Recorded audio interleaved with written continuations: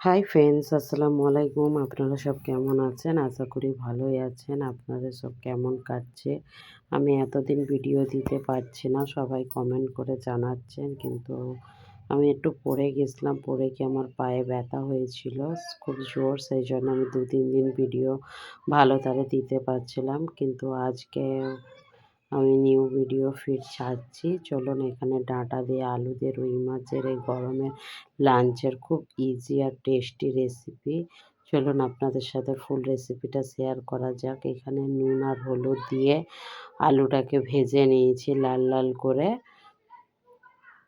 আর ওইখানে নুন হলুদ আর একটু আমি কাশ্মীরি লঙ্কার গুঁড়ো দিয়ে মাছটাকে মশলা মাখিয়ে মাছটাকেও ভেজে নিচ্ছি, ওই সাইডে দেখতেই পাচ্ছেন। আর এখানে আমি ডাঁটাটাকে হালকা করে ভেজে নেব। এই দেখুন, মাছটাকে আমি কীরকম পর্যায়ে ভেজেছি, একটু ভালো তারেই ভেজেছি। আধ ভাজাও নয় আর ফুল ভাজাও নয়, নর্মাল যেমন ভাজা হয় সেরকমভাবে ভেজে নিয়েছি। আর আজকে আমাদের কারেন্ট ছিল না, সেই জন্যে একটু অন্ধকার অন্ধকার লাগছে, আপনারা অ্যাডজাস্ট করে নিও। চলো, এখানে অল্প করে নুন আর হলুদ দিয়ে এখানে মাখা মাখা করে একটু হালকা করে ভাজা করে নেব ডাঁটাটাকে। এরকমভাবে ভেজে দিয়ে দেখবেন যেটা ডাঁটার টেস্ট ডবল হয়ে যায়। আমি তো এরকমভাবেই ভেজে দিই, আপনারাও একবার এরকমভাবে হালকা করে তেলে নুন হলুদ দিয়ে ভেজে যে কোনো সবজিতে একবার দিয়ে দেখবেন, ডাঁটার টেস্ট সেই সবজিতে 100% বেশি করে দেবে। চলো, ডাঁটাটাকেও ভাজা হয়ে গেছে, এতে আমি কিছুই ফোড়ন দেবো না, কেন আজকে আমাদের কাঁচা জিরে নেই, মানে সব পেস্ট করে ফেলেছি। সেই জন্যে আজকে আমি নর্মালভাবে যেটা সবাই বানাতে পারে সেরকমভাবেই বানাচ্ছি, বিনা ফোড়ন দিয়েও দেখবেন কত সুন্দর টেস্টি হবে। চলো, এখানে আমি 2টো পেঁয়াজ নিয়েছি, পেঁয়াজের পরিমাণটা আমরা একটু বেশি খাই, সেই জন্যে 2টো দিয়েছি, আপনারা চাইলে একটাও দিতে পারেন। দেখবেন আমার যে কোনো রেসিপিতে একটু পেঁয়াজের পরিমাণটা বেশি হয়। চলো, পেঁয়াজটাকে একটু লাল লাল করে ভেজে নিয়ে এখানে আদা রসুন অ্যাড করে দিলাম।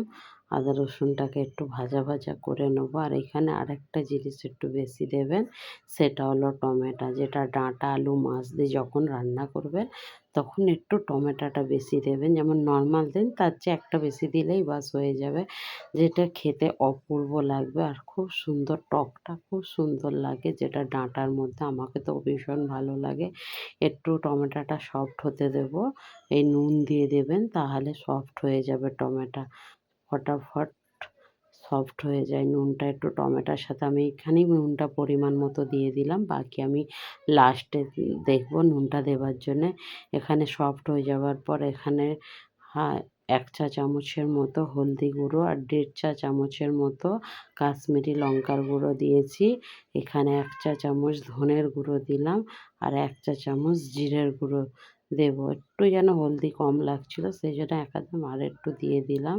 এখানে জিরে পাউডারটাও অ্যাড করে দিলাম।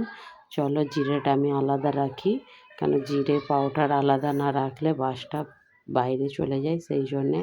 এবার এটাকে অল্প করে পানি দিয়ে ভালো তারে একটা মশলাটা বানিয়ে নেব, যতক্ষণ না তেল ছাড়ে ততক্ষণ এর মশলাটা বানিয়ে নিতে হবে, দেখতেই পাচ্ছেন।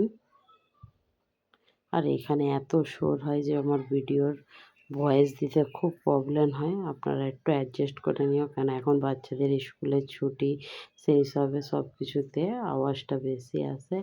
চলো, এবার এখানে মশলাটাকে কষা হচ্ছে, ততক্ষণ আপনাদের সাথে একটা কথা শেয়ার করে নিই।